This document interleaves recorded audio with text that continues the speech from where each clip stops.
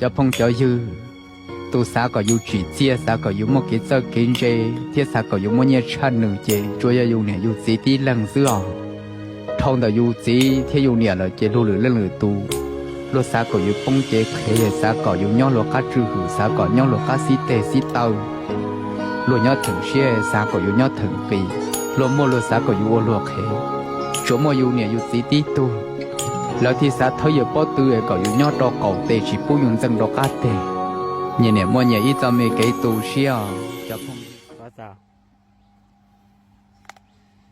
ตอนนั้นสิรู้จักไหมเราทิ้งเตะเอ้ยไม่เว้ย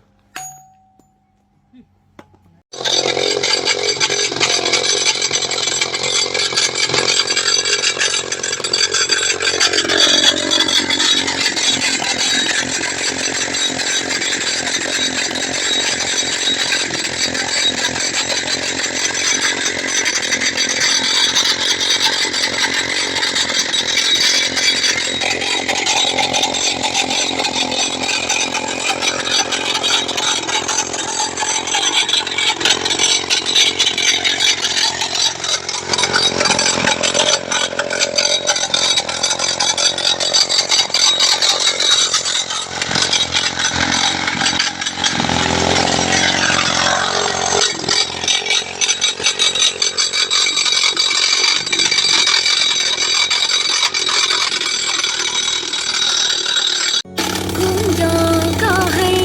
cho kênh Ghiền Mì Gõ để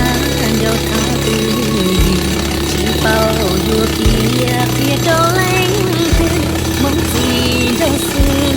lỡ